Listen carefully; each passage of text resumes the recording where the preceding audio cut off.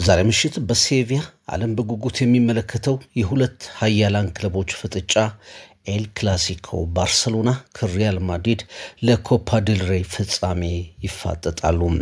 የዚህ ጨዋታ ታሪክ ከእግር ኳስ ሜዳዎች በየጊዜው ይዘላል። የባህል ፍጥጫ ነው። አንዳንዴ የነጻነት ውዝግብ አለው። የማንነት ጥያቄ ያጅበዋል። የ11 ተጫዋቾች የኳስ ሜዳ ትዕይንት ብቻም ሆኖ አያውቅም። ኤል ክላሲኮ የሁለት ታላላቅ ክለቦች ፍልሚያ ነው።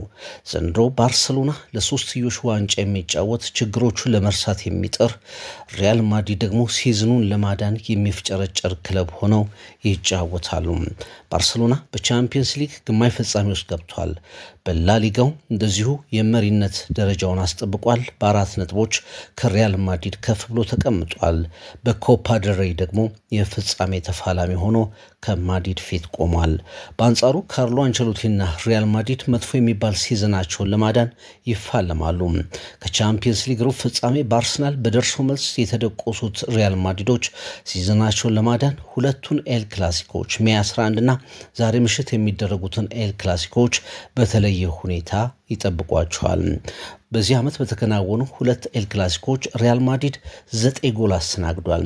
ሳንቲያጎ ቤርናቤው ላይ 4-2 የተሸነፈበት እንዲሁም በሱፐር ኮፓ በሳውዲ አረቢያ 5-2 በባርሴሎና የተመረመበት ጨዋታ አንቸሎቲንና ክለባቸውን ትልቅ ችግር ውስጥ ከቷቸው ነበር።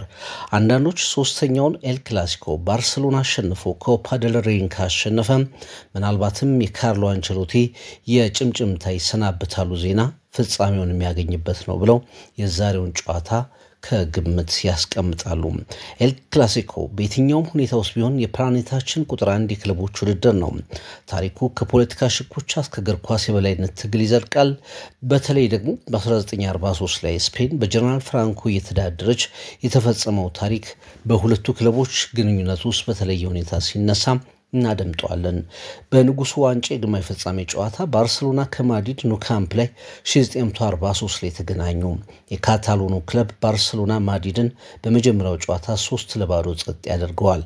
ማድሪድን ከማሸነፍ በላይ ደስ የሚያሰኝ ነገር የለምና በባርሴሎና ምድር ፌሽታ ሆነ። ልብ በሉ የመልስ ጨዋታ ግን ባርሴሎናን በማድሪድ ይጠብቀዋል። ማድሪድን የሚደግፈውና የስፔን አንድነት ቡድን ነው ብሎ የሚያምነው አምባገነኑ ጀነራል ፍራንኮና ማድሪዳውያን በውጤቱ ተናደዋል። የመልሱ ጨዋታ ደረሰ። ማድሪድ ወደ ፍጻሜ ማለፍ ካለበት ቢያንስ ባርሴሎናን 4-2 ከዚያ በላይ ማሸነፍ ነበረበት።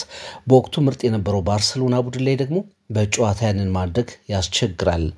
ለጨዋታው ሰዓታት ሲቀሩ ድንገት የባርሴሎና ተጫዋቾች በሀገሪቱ የጸጥታ ዳይሬክተርና በበርካታ ወታደሮች ተጎበኙ።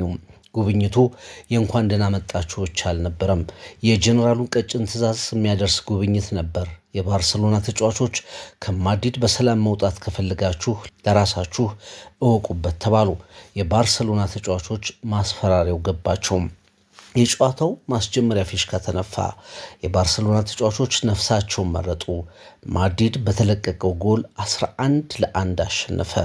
ያ ክስተት ካታሎኒያን አስቆጣ። የላሊጋው ውጥረትም ወደ ጠንካራ ፖለቲካዊ ምዕራፍ ተሸጋገረ። ኤል ክላሲኮ በየትኛውም ጊዜ እንግዲህ ከፖለቲካ ከውዝግብ ከነጻነት ጉዳዮች ጋር የሚነሳ አንዳንዴ ደግሞ ትልልቅ ኮከቦችን የማግኘት የመያዝ ጉዳይ የተነሳ እየሆነ በረጅም ጊዜያት ጉዞውን አሳልፏል።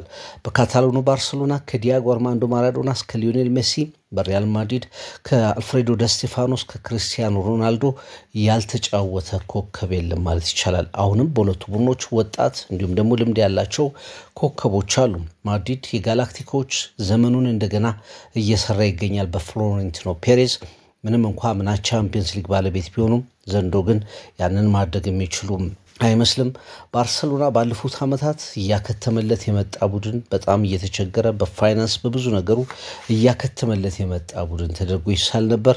ነገር ግን ደግሞ በሃንሲ ፍሊክ ዘንድሮ በጣም ባስገራሚ ሁኔታ የተለወጠ ቡድን ሆኖ እየተመለከትነው እንገኛለን። የትኛው ቡድን የዘንድሮውን ሲዝን ያድናል?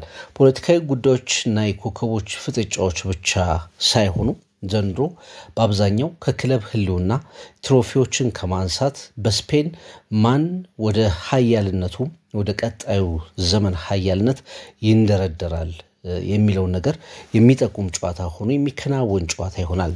የመጀመሪያው ሁለቱ ክለቦች ጨዋታ በ1902 የተካሄደ ነው። ለንጉስ አልፎንሶ 3ኛ የንግስ በዓል የተደረገ ነበር። ባርሴሎና 3-1 አሸነፈ። በስፔን ግዛቶች የፖለቲካ አንድነት ለማምጣት ረጅም ጊዜ እንደፈጀ ታሪክ ያስረዳል። እናም በተለያዩ ግዛቶች ላይ የእግር ኳስ ክለቦች የነጻነት የማፈንገጥ ምልክት እየሆኑ ይሳላል። ለምሳሌ አትሌቲክ ቤልባኦ ለባስክ ግዛት፣ ባርሴሎና ለካታሎኒያ የማንነት መገለጫ ሆኖ ሲሳሉ ይታወቃል። ከዚህ አንፃር ከ1936 ከ1939 በስፔን ጀነራል ፍራንኮ እግር ኳስን ለአንድነት መሳሪያ አድርጎ ማሳየትን በመረጠበት ወቅት ሪያል ማድሪድን ስለማጠናከር በጋራ የሚደግፉት ስፔናውያን በጋራ የሚደግፉት ክለብ በመፍጠር የካታሎኑን ባርሴሎና ስለማዳከም አሰበ። የባርሴሎናን ስም ቀየረ። የካታሎኑን ሰንደቅ ዓላማ ከክለቡ አርማ እንዲጠፋ አዘዘ።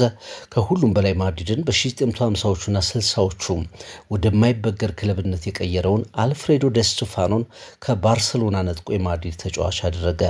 የኤል ክላሲኮ ፍልሚያዎች በፖለቲካዊ ውጥረቶች ታጅበው ቀጠሉ። እስከ ትናንት እስከ ቅርብ ጊዜ ድረስ በቅርብ እንኳን የስፔን ጠቅላይ ሚኒስትር የነበሩት ጆሴ ሉዊስ ሮድሪጌዝ ዛፓትሮ የባርሴሎና ደጋፊ እንደነበሩ ይታወቃልና ሁልጊዜ ፖለቲካዊ መንበሮችን የሚነጥ ጨዋታም እንደሆነ ይታወቃል። ዘንድሮ ሪያል ማድሪድ ከስፔን እግር ኳስ ፌዴሬሽን ጋር የነበረውን ሰጣ ገባ እናስታውሳለን። በላሊጋው ያቀረባቸውን ክሶች እናስታውሳለን። ባርሴሎና እንደዚሁ በዳኞች በተለያዩ መንገዶች የሚነሱበትን ክሶች እናስታውሳለን። ይሄ ጨዋታ የኮፓ ዴል ሬይ ጨዋታም እንግዲህ በርካታ ነገሮች ከታሪክ ሰበዝ እየተመዘዙበት የሚከናወን ጨዋታ እንደሆነ እንደርደርና ወደ ዛሬ ጨዋታዎች እናልፋለን። እንግዲህ እግር ኳስ በስፔን ቲያትር ነው። ኤል ክላሲኮ ሲሆን የሚፈጠረው ውጤት የሚፈጥረው ትራጀዲ ወይም ደግሞ የሚፈጠረው ድል የሚፈጥረው ደስታ ፋርስ በጣም የተለየ ተደርጎ የሚቆጠርበት ትልቅ ጨዋታ እንደሆነ ይታወቃል። እንግዲህ መጋረጃው ሲገለጥ የኤል ክላሲኮ ሲጀመር ደጋፊዎች ስታዲየሞችን ሲሞሉ የሚኖረው ውጥረት ቴንሽን በተጫዋቾች ላይ የሚኖረው ጫና ሁሉ ኤል ክላሲኮን በመድራችን ለየት ያለ ውድድር ያደርገዋል። ይሄ ሲዝን እንግዲህ ቀደም ሲል እንዳነሳውት ወደ መጠናቀቁ የተቃረበ ሲዝን ነው። ባርሴሎናም ሪያል ማድሪድም በተለያየ ስሜት ላይ ሆነው የሚያገኙት የኤል ክላሲኮ ውድድር ነው። በሴቪያ ከተማ የሚከናወን ነው። ከዛ በኋላ በሜይ 11 ደግሞ እንደገና ሁለቱ ክለቦች በሞንቲዩች የኤል ክላሲኮ በላሊጋው ኤል ክላሲኮ ጨዋታቸውን ያደርጋሉ። ለሶስተኛ ጊዜ በቻምፒየንስ ሊግ እናገኛቸዋለን የተባለበትን ቅድመ ግምት አርሰናል ማድሪድን ከቻምፒየንስ ሊግ ውጭ በማድረጉ ምክንያት በፍጻሜ ሁለቱን ክለቦች ልናያቸው እንችላለን የሚለው ግምት አስቀድሞ ፉርሽ መሆኑ ይታወቃል። ባርሴሎና እንግዲህ ዘንድሮ በጣም ድንቅ የሚባል ሲዝንን እያሳለፈ ይገኛል። ያንን ሲዝን በዋንጫዎች ለማጀብ ሀብሎ የሚጀምርበትን ጨዋታ ያከናውናል። ከዛ ውጪ ባርሴሎና አብቅቶልታል። እንደገና መነሳት ይከብደዋል። ያጋጠመው ፋይናንሻል ክራይሲስ ትልልቅ ተጫዋቾችን መፍጠር አይችልም። ከማድሪድ ጋር መፎካከር ከባድ ይሆንበታል። በቻምፒየንስ ሊግም መምጣት እና የቀድሞውን ክብርና ዝናውን ማሳየት ይከብደዋል የሚለው ነገር የተጋነነ መሆኑንና በአጭር ጊዜ ውስጥ ሊቀለበስ የሚችል መሆኑን ለማሳየት ከሚደረጉ የፍጻሜ ውድድሮች መካከል አንዱ ልንለው እንችላለን። በሪያል ማድሪድ ደግሞ እየተዘጋ ያለ ሲዝን ነው። በላሊጋው በ4 ነጥቦች ይበልጣል። ከቻምፒየንስ ሊግ ተሰናብቷል። ይህን ውድድር በማሸነፍ ደጋፊዎች የሚስቁበትን ነገር የመስጠት ጉዳይ ተደርጎ ይነሳል ማለት ነው። ከባርሴሎና እንጀምር። እንግዲህ ባርሴሎና እና ሪያል ማድሪድ በስፔን ውስጥ ያላቸው ተቀናቃኝነት ምን እንደሆነ ይታወቃል። ባርሴሎናም ሪያል ማድሪድም እርስ በርስ በተገናኙ ቁጥር ጨዋታዎችን በጭካኔ በላይነት ፍጹም በብልጫ ለማሸነፍ ያላቸው ዝግጅት በተደጋጋሚ ተመልክተናል። ሃንስ ፊሊክ የቀድሞ የጀርመን ብሔራዊ ቡድን የባየር ሙኒክ አሰልጣኝ ከመጡ በኋላ ባርሴሎና ራሱን እንደገና ያገኘ ይመስላል። በገንዘብ ከፍተኛ ችግር ውስጥ ነበር። በጨዋታይት ባህል ባርሴሎና የሚታወቅበት የጨዋታይት ባህል መታየት ላይ ከፍተኛ ችግር ነበር። የተረጋጋ የካታሎን የስልጣን መንበር ላይ መፍጠር ትልቅ ችግር ነበር። የላማሲያ መድረቅ እንደዚሁ በከፍተኛ ሁኔታ የሚነሳና ባርሰሎና ታላቁ የእግር ኳስ ከተማ በከፍተኛ ሁኔታ አስቸጋሪ ሁኔታ ውስጥ ወድቃለች በመተባልበት ሰዓት ነው እንግዲህ ሃንስ ፊሊክ ወደዚህ ቡድን የመጡት። እሳቸው ከመጡበት ጊዜ ጀምሮ እንግዲህ ይህን በወጣቶችና ልምድ ባላቸው ኮከቦች መካከል የተራበ በየጨዋታው ማሸነፍ የሚፈልግ ጎሎችን ማስቆጠር የሚችል በጣም ድንቅ ቡድን እያሳዩ መጥተዋል። በአንዳንድ ጨዋታዎች ላይ እንደዚሁ ባልተጠበቁ ጨዋታዎች ላይ ባልተጠበቁ የሲዝኑ አንዳንድ አጋጣሚዎች ላይ ተፍረከረኩባቸው አጋጣሚዎች እንዳሉ ሆነው ባርሰሎናን ወደሚያስፈራ የማጥቃት ማሽንነት ቀይረውታል ማለት ግን ይቻላል። ለምሳሌ ከማዮርካ ጋር በሳምንቱ መጨረሻ ከሪያል ማዮርካ ጋር የነበረውን ጨዋታ የባርሰሎናን የተከታተላችሁ እንግዲህ ምን ያህል ባርሰሎና ዶሚናንት የሆኑ ፐርፎርማንሶችን እንደሚያሳይ መመልከት ይቻላል። 40 የጎል ሙከራዎችን አድርጓል ባርሰሎና። በርግጥ አንድ ጎል ነው ያስቆጠረው፣ ነገር ግን የሚጫወትበት መንገድ እንዴት አስቸጋሪ እንደሆነ በደንብ መመልከት የምንችልበት አጋጣሚ ነው። ሪያል ማድሪድን እንኳን 9 ጎል አስቆጥረውበታል በዚህ ሲዝን ባልታሰቡ ጨዋታዎች ላይ በቻምፒየንስ ሊግም በላሊጋውም ላይ በተደረጉ ትልልቅ ተጋጣሚዎቻቸው ላይ በርካታ ጎሎችን ማስቆጠር የሚችሉ ራሱ ባርሰሎና ጎል ቢያስተናግድም ግን ጎል ማግባት የሚችል በወጣቶችም በልምድ ባላቸው ኮከቦችም የተሟላ ቡድን ወደ መፍጠር የተሸጋገሩ መሆናቸውን ሃንስ ፊሊክ የተረዳንበት ሲዝን ነበር ማለት ይቻላል። እንግዲህ በዚህ ጨዋታ በጣም ቁልፍ የሚባሉ ተጫዋቾቻቸውን አሳርፈዋል። እንደ ጁልስ ኮንዴ፣ ፓው ኩባሬስ፣ ራፊኒያ፣ ፍራንኪ ዲዮንግ አይነት ተጫዋቾች በላይናፑ ላይ አልነበሩም። ባርሰሎና ወደ ዚህ ፍጻሜ ሲመጣ በጣም ቁልፍ የሚባሉ ተጫዋቾች ከታክቲክ አንፃር ረፍት ተሰጥቷቸዋል። በአብዛኛው አሰልጣኙ የባርሰሎና ውስጥ የነበረውን ግጭት፣ ደስተኝነት አለመኖር፣ ኢጎ መፍታት መቻላቸው ነው የዘንድሮ ባርሰሎና ጥንካሬ ተብሎ ይገለጻል። ለምሳሌ ሮበርት ሌቫንዶቭስኪ አሁን በጉዳት ባይሰለፍም በቀሪ ጨዋታዎች ላይ ደስተኛ የሆነውን ሌቫንዶቭስኪ እየተመለከተ እንገኛለን። ጎል በማስቆጠር ረገድ ከፍተኛ ሚና አለው። ራፊኒያ እንደገና የተወለደ ራፊኒያን እያየን እንገኛለን። ላሚን ያማል አይነት ተጫዋቾች ምን አይነት አስደናቂ ሲዝን እያሳለፉ እንደሆነ እንረዳለን። ሌላው ቀርቶ በጨዋታ ላይ ብዙ ቤንች በመሆናቸው በተቀያሪነት በመግባታቸው ቅሬታ ያሰማሉ የሚባሉት እንደ ፌራን ቶሬስ፣ ሄክተር ፎርት፣ አንሱ ፋቲ አይነት ተጫዋቾችም በማዮርካው አይነት ጨዋታ እድል እየተሰጣቸው ባርሰሎናን እንዲያገለግሉ ሲሆን እየተመለከትን እንገኛለንና እኒህ ሰው ብዙ ያኮረፉ ተጫዋቾችን በባርሰሎና ውስጥ ይሄ ያልነበረውን አንድነት በዲፕሎማሲም እንዲሁም ደግሞ በውሳኔዎቻቸው ማስተካከል መቻላቸው እየተነገረላቸው ይገኛል። አንዱ ሃንስ ፊሊክን የሚጠቅመው ነገርና ባርሰሎናንም ወደፊት ያመጣው ነገር ተብሎ እየተነሳ ይገኛል።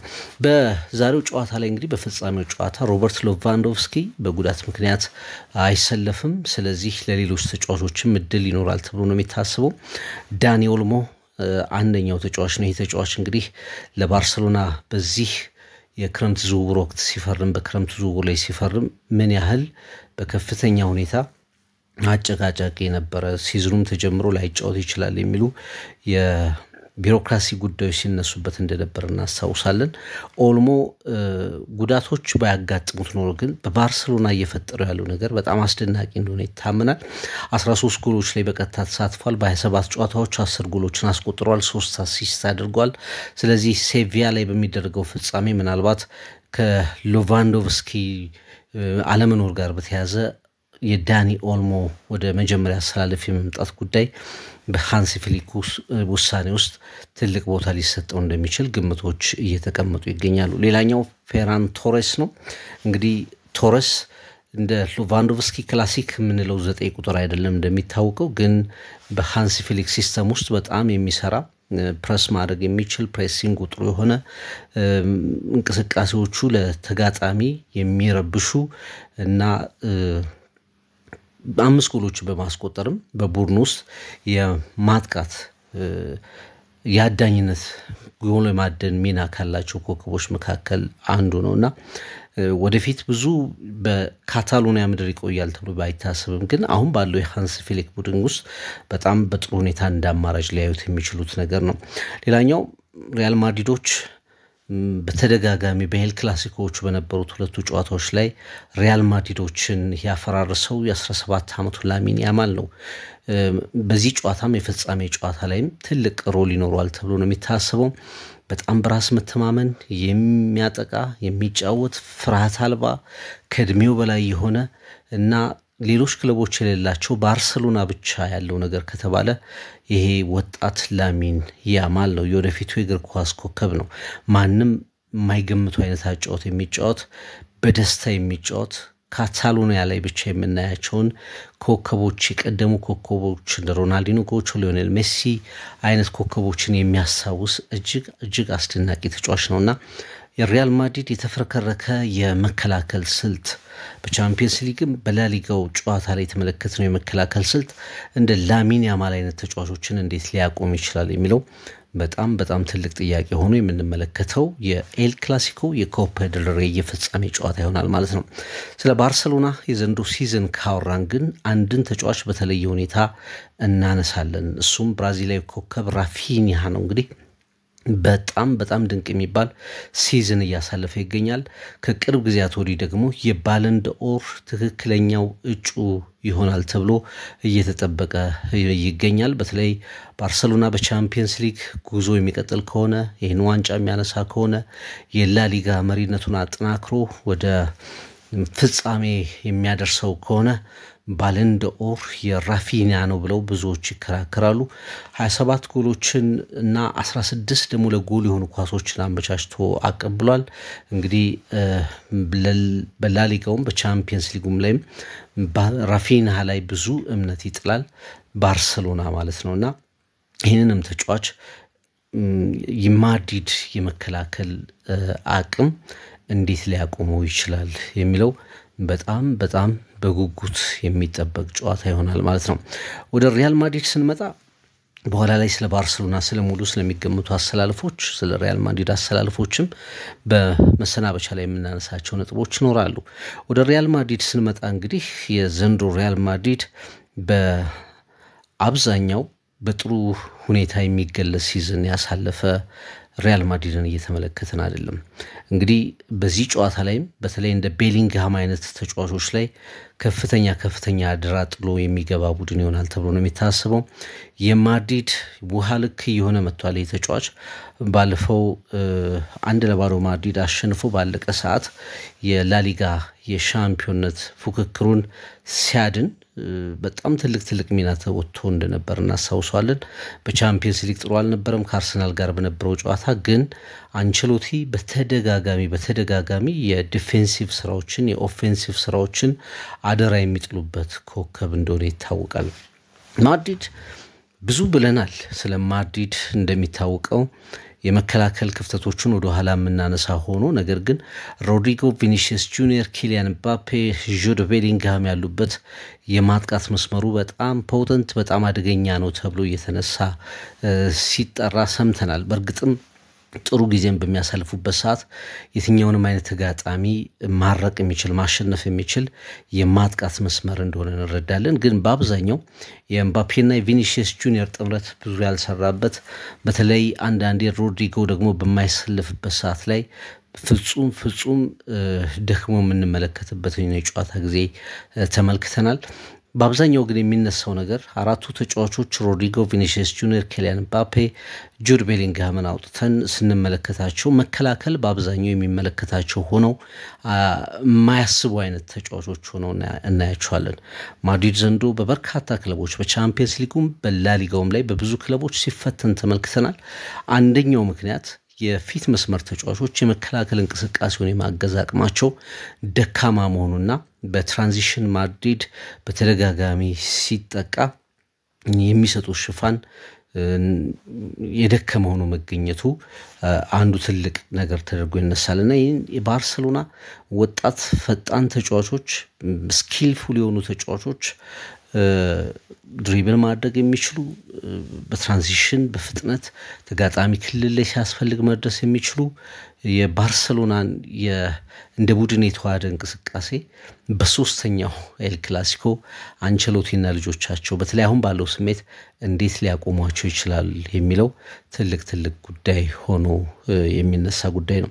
ሌላው የማድሪድ የማጥቃት ስልት ከዚህ በፊት እንደሚታሰበው አይነት ወይም ደግሞ በኮከቦቹ ልክ በጋላክቲኮቹ ልክ ሆኖ ያለ መገኘት ጉዳይ ነው። እንግዲህ ምባፔ ብዙ ጎሎችን አስቆጥሯል። ሲጀምር በጣም ጥሩ ላይሆን ይችላል ግን ብዙ ጎሎችን አስቆጥሯል።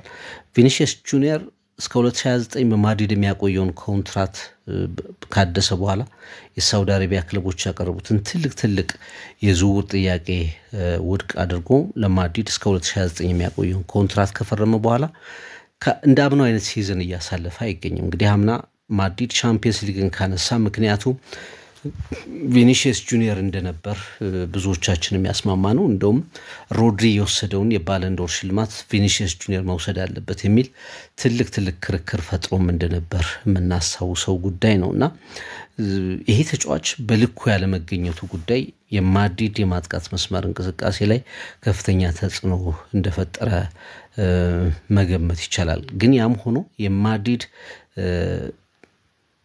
ትልቅ ችግሩ ፈጣሪ ተጫዋች እሱ ነው። አንደኛ ሪስክ ቴከር ነው። በአደገኛ ቦታዎች ላይ ማንኛውንም አይነት ውሳኔ ወስኖ ለተጋጣሚ ያልታሰቡ ጫናዎችን ፈጥሮ ከፔናልቲ እንዲሁም ደግሞ የጎል እድሎችን ካልታሰቡ አቅጣጫዎች መፍጠር አቅሙ አሁንም ከሌሎቹ ተጫዋቾች በከፍተኛ ሁኔታ የተሻለ ነው። በጣም ብሪሊያንት ነው። የኳስ ችሎታው እና ቀውስ የመፍጠር አቅሙ በጣም ትልቅ ስለሆነ ማድሪድ የቪኒሲየስ ጁኒየር አቋም ላይ በተለየ ሁኔታ ሐሳቡን እና አደራውን ያስቀምጣል ማለት ነው። በላሊጋው ሁለቱ ቡድኖች 4 ነጥብ ልዩነት ነው ያላቸው።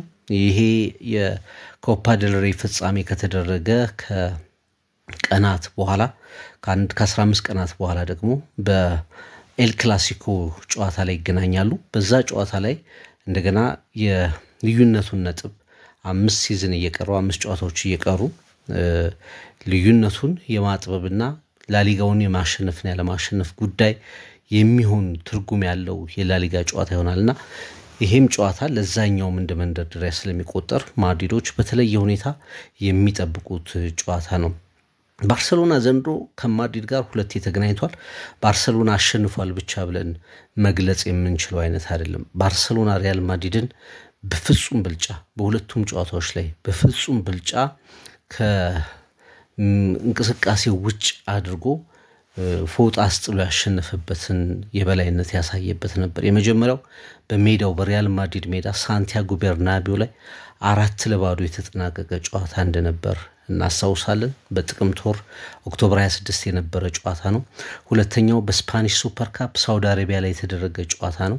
5-2 ነው የተጠናቀቀው። በዛ ጨዋታ ላይ እንግዲህ ባርሴሎና በቀይ ካርድ ተጫዋች ባይወጣበት ኖሮ ምን ሊፈጠር እንደሚችል እንግዲህ ጨዋታውን የተከታተላችሁ ሁሉ ታውቁታላችሁና ስለ ክብር ሁሉ ጊዜ የሚጨነቀው ሪያል ማድሪድ ሁልጊዜም በተለይ ደግሞ የአውሮፓም የበላይነቱን ማረጋገጥ የሚፈልገው ሪያል ማድሪድ በባርሴሎና እንዲህ አይነት ተከታታይ ሽንፈቶችን ሲያስተናግድ የሚፈጥረው ቀውስ በጣም ከፍተኛ እንደሆነ ይታወቃል። አንዳንዴ አሰልጣኞችን ለስንብት ይዳርጋል። የማይረሱ ነገሮችን እንዲፈጠር ጫና እንዲፈጠር ሲያደርግ እንመለከታለንና ይሄ ለማድሪድ የመጨረሻው ቻንስ ፋይናል ቻንስ ነው ብለው አንዳንዶች ይገልጻሉ። ከቻምፒየንስ ሊጉን ስንበት ምናልባትም የሚያጋጥመውን የላሊጋ ጨዋታውን አሳልፎ የመስጠት እድልን አሳልፎ የመስጠት ያለ ክብር የመቆየት በሁለት ክላሲኮች ላይ 9 ጎል አስተናግዶ የመሸነፍ የመሳሰሉ ችግሮችን ያለፈበትን አመት በተለየ መልክ ለመደምደም ለሪያል ማድሪድ የተሰጠ የሚገኝ የመጨረሻ እድል ነው ብለው የዛሬ ምሽቱን የኮፓ ዴል ሬይ ጨዋታ የሚገልጹት አሉ። ሌላኛው የአንቸሎቲ ጉዳይ ነው። የካርሎ አንቸሎቲ ጉዳይ። ካርሎ አንቸሎቲ ከዚህ በፊትም ደጋግመን አንስተናል። ጣሊያናዊ አሰልጣኝ ለሁለተኛ ጊዜ ወደ ሪያል ማድሪድ ከመጡ በኋላ ሶስት የቻምፒየንስ ሊግ ዋንጫዎችን ማንሳታቸውን አረጋግጧል። የመጀመሪያውን 2014 ለዴሲማን አትሌቲኮ ማድሪድን በማሸነፍ አሳኩ። ከዛ በኋላ ደግሞ ሁለት የቻምፒየንስ ሊግ ድሎችን በሁለተኛው ተርማቸው ላይ አሳኩና የአንቸሎቲ የማድሪድ የማራቶን ቆይታቸው የመጨረሻ ሜትሮች ሩጫ እየተከናወነ ነው ብለው በርካቶች ጉዳዩን እየገለጹ ይገኛሉ። ካርሎ አንቸሎቲ በተለይ ከአርሰናል ጋር የነበረውን ላሪሞንታዳ ማሳካት ካቃታቸው በኋላ 3-0 በኤምሬትስ ተሸነፉ። እንደገና 2-1 በሳንቲያጎ ቤርናቤው ተሸነፉ። ከዛ በኋላ ለአሰልጣኙ የሚሰጥ ጊዜ እንደማይኖር በርካቶች በእርግጠኝነት እየጻፉ ይገኛሉ። ምናልባት የዓለም የክለቦች ሻምፒዮና ላይ ሳንቲያጎ ሶላሪ ሪያል ማድሪድን ይዘው ይሄዳሉ። ያም ዣቪ አሎንሶ ከባየር ሊቨርኩሰን ጋር ያለውን ጉዳይ አጠናቆ ወደ ፕሪሲዝን ጁላይ ወር ላይ እስኪመጣ ድረስ በቀጥታ በሳንቲያጎ ሶላሪ ይመራል እንጂ አንቸሎቲና ሪያል ማድሪድ አይቀጥሉም የሚሉ ሐሳቦች ሲሰነዘሩ ነበር። እንደውም አሰልጣኙ ብራዚልን ለማሰልጠን ተስማምተዋል፣ ከብራዚል ጋርም ያላቸውን ጉዳይ ለማጠናቀቅ ተቃርበዋል የሚሉ ዜናዎችም ሲሰሙ ነበርና ይሄ ጨዋታ የካርሊቶን የመጨረሻ ጉዳይ የሚወስን ነው ብለው ሐሳብ የሚሰጡአሉ። በተለይ ሽንፈት የሚሆን ከሆነ ሪያል ማድሪድ አንቸሎቲን የማሰናበቱን ዜና አያዘገየውም፣ ወዲያውኑ እንደውም ይናገራል። በተለይ እንዳለፉት ጊዜያት 4-0 ከተሸነፉ 5-2 ከተሸነፉ በጨዋታ ብልጫ ከተሸነፉ በማግስቱ ከማድሪድ መገናኛ ብዙሃን በቀጥታ የጣሊያናዊውን ጉምቱ አሰልጣኝ ካርሎ አንቸሎቲ ስንብትን መስማታችን አይቀርም ተብሎ ሐሳቦችም ሲሰነዘሩ እየሰማን እንገኛለን።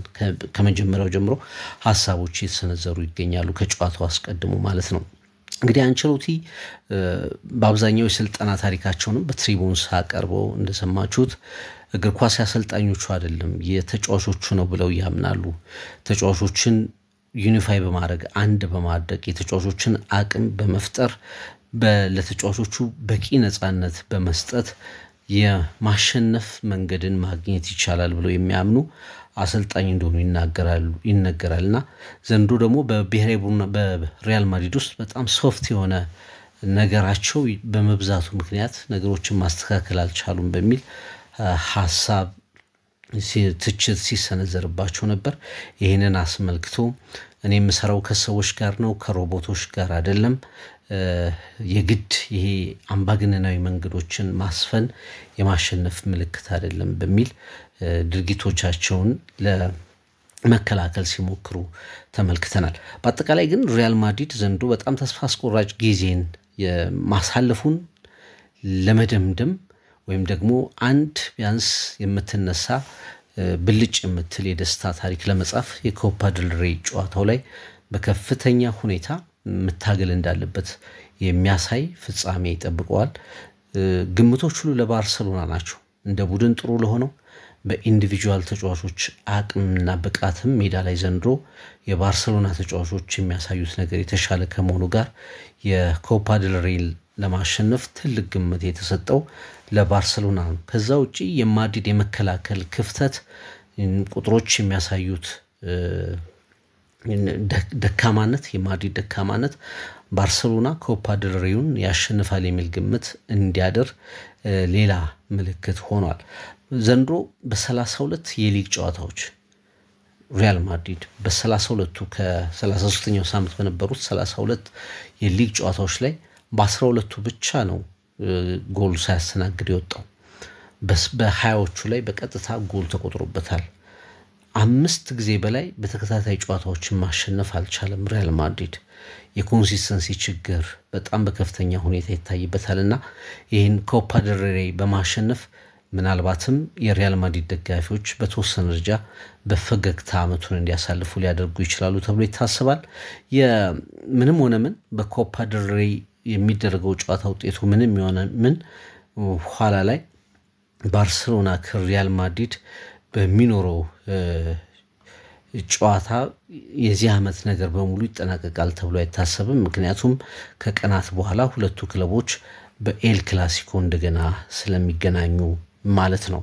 ብዙዎች ግምቶች ለባርሰሎና ሆኗል። አንደኛው ነገር ባርሰሎና ባለፈው በነበረው ጨዋታ በከፍተኛ ሃይላይን ይጫወት ነበር በኦክቶበር ክላሲኮ 12 ጊዜ ሪያል ማድሪድ በኦፍሳይድ ትራፕ ውስጥ ነበር አንድ ጊዜ ምባፔ አምልጦ ጎል ከማስቆጠሩ ውጪ በአብዛኛው የማድሪድ ማጥቃት ጥሩ አልነበረም የባርሴሎና መከላከልና ማጥቃት ደግሞ ለማድሪድ የሚቻል አልነበረም 5-2 የተጠናቀቀ ጨዋታ ነው በ10 ተጫዋቾችም ከሆኑ በኋላ የባርሴሎና ብልጫ ብዙ አልደበዘዘም ነበር ዘንድሮ ባርሴሎናን ከፈተኑት እንደ ቦሩሲያ ዶርትመንድ ሴልታ ቪጎ አይነት ቡድኖች ሪያል ማድሪድ የሚወስደው ነገር ይኖራል ተብሎ ነው የሚታሰበው በተለይ ዶርትመንድ በመልሱ ጨዋታ ባርሴሎናን 3-1 በሆነ ውጤት አሸንፏል ጎል አስቆጥሯል ዲፌንድ አድርጓል እንደዚሁ ሴልታ ቪጎ ባርሴሎናን ከፈተኑ ቡድኖች መካከል አንዱ ነው ከዚህ አንፃር አንዳንድ ነገሮችን ሪያል ማድሪድ ከግምት አስገብቶ ሲዝኑን ለማዳን ጥረት ያደርጋል ተብሎ ነው የሚታሰበው በተለይ ቪኒሲየስ ጁኒየር ምባፔ ሮድሪጎ በመከላከል እንቅስቃሴ ውስጥ እንዲገቡ ማንቸስተር ሲቲ ጋር በነበረው ጨዋታ ላይ እንደታየው አይነት ነገር ሪያል ማድሪድ ሚድፊልዱን የማጠናከር ጉዳይ እንደ ዳኒ ሰባዮስ አይነት ተጫዋቾችን አስገብቶ ሚድፊልዱን የማጠናከር ጉዳይ ማድረግ ከቻለ የዛሬው ጨዋታ ላይ ከፍተኛ መቋቋም ሊያደርግ ይችላል ተብሎ ነው የሚታሰበው በባርሴሎና በኩል እንግዲህ ሳይታሰብ ወደ ጥሩ ሲዝን የግብ ጠባቂነት አመት ሊያሳልፍ እየተቃረበ የሚገኘው ዊስሊ ሼዝኒ ግብ ጠባቂ ይሆናል ጀራርድ ማርቲን ኢንጎ ማርቲኔዝ ፓው ኩባርሲና ጁልስ ኮንዴ ባክፎሩን ይመራሉ መሃል ሜዳ ላይ ዳኒ ኦልሞ ፍራንኪ ዲዮንግ እና ፔድሪ ይኖራሉ ተብሎ ነው የሚጠበቀው በፊት መስመር ላይ ራፊኒያ ፌራን ቶሬስ እና ላሚን ያማል ይኖራሉ ተብሎ ነው የሚጠበቀው ፕሮባብል ላይንአፕ ምናልባትም ይሄንን ቅርጽ ሊይዝ ይችላል ተብሎ ነው የሚጠበቀው ካርሎ አንቸሎቲም በ4-3-3 አሰላለፍ በግብ ጠባቂነት ያው የሚታወቀው ቲቦ ኮርቷ ከዛው ውጪ ፌርላን መንዲ አንቶኒዮ ሩዲገር እና ራውል አሳንሲዮ እንዲሁም ደግሞ በቀይ በኩል ፌዴሪኮ ቫልቨርደን ያሰልፋሉ ተብሎ ነው የሚታሰበው ቫልቨርደን በመሃል ሜዳ ላይ ማሰለፍ የባርሴሎናን ይሄ ፈጣን ማጥቃት እና በጣም ችሎታ ያላቸውን አጥቂዎች በነ ቫስኬስ አይነት ተጫዋቾች መቋቋም ስለማይቻል እንደገና ፌዴሪኮ ቫልቨርደ ወደ መከላከል እንቅስቃሴ ገብቶ የመሃል ሜዳውን ይተዋል ተብሎ ነው የሚታሰበው በመሃል አማካይ ቦታ ላይ ጁድ ቤሊንጋም ሹዋሚኒ እና አንቸሎቲ የባርሴሎናን ያማካይ ብልጫ ለመቋቋም ከፈለጉ ዳኒ ሰባዮስን አስቀድመው ከነ ሞድሪች ቀድመው ሊጠቀሙ ይችላሉ ተብሎ ይጠበቃል ከፊት የሚታወቀው ሶስቱ ተጫዋቾች ይኖራሉ ቪኒሲየስ ጁኒየር ኪሊያን ምባፔና ሮድሪጎ ይኖራሉ ተብሎ ነው የሚታሰበው ይህ ግምታዊ አሰላለፍ በብዙ የመገናኛ ብዙሃን ላይ ይፋ የሆነ ነው ከጥቂት ቆይታዎች በኋላ ደግሞ ዋናው አሰላለፉ ይገለጻል ማለት ነው በኮፓ ዴል ሬይ ፍጻሜ ከ2014 በኋላ ነው እነዚህ ሁለት ክለቦች እርስ በርስ የሚገናኙት ማለትም ከ11 አመታት በኋላ ነው ባርሴሎናና ሪያል ማድሪድ የደረሱት እና የተለመደ አይደለም በሴቪያው ስታዲዮ ላካርቱኛ የሚደረግ ጨዋታ ነው እንግዲህ ሁለቱም ክለቦች በተለያየ ሙድ ሆነው የሚያደርጉት ነው ሃንሲ ፍሊክ ባርሴሎና ለትሬብል እንዲጫወት በታሪክ ትልቅ ከሚባሉ አጋጣሚዎች አንዱን ለመፍጠር እየመሩት ይገባሉ እንደዚሁ ካርሎ አንቸሎቲ ደግሞ እየተቆጠረ ያለውን ያሰልጣኝነት ዘመናቸውን ለማዳን ጭምር ያግዛል የተባለውን ጨዋታ ለማሸነፍ ጥረት የሚያደርጉበት ነው በዚህ አመት በተደረጉ ኤል ክላሲኮች ባርሴሎና 9-2 በሆነ አጠቃላይ ውጤት ይመራል በርግጥ በባርሴሎና በኩል በጣም ቁልፍ የሚባሉ ተጫዋቾች በማድሪድም በኩል ቁልፍ የሚባሉ ተጫዋቾች ባይኖሩ ባሉት ወሳኝ ተጫዋቾቻቸው ትልቁን የኤል ክላሲኮ ምሽት እንድንመለከት ያደርጉናል ተብሎ ነው የሚታሰበው በባርሴሎና በኩል እንግዲህ ትልቁ ድክመት ተብሎ የሚታሰበው የኮንሰንትሬሽን ችግር ነው ወጣት ተጫዋቾች በብዛት ያሉበት ቡድን እንደሆነ ይታወቃል ጥቂት የሚባሉ በጣም ልምድ ያላቸው ተጫዋቾች አሉበት አንዳንዴ የኤክስፒሪየንስ ማጣት የልምድ ማጣት አንዳንዴ ደግሞ በጣም በካውንተር አታኮች በትራንዚሽኖች የመጋለጥ እንደ ሮበርት ሌቫንዶቭስኪ እና እንደ አሌሃንድሮ ባልዴ አይነት ተጫዋቾች በሃምስተሪንግ ጉዳት አለመኖር ባልዴ በተለይ በማድሪዱ ጨዋታ ላይ ጥሩ እንደነበር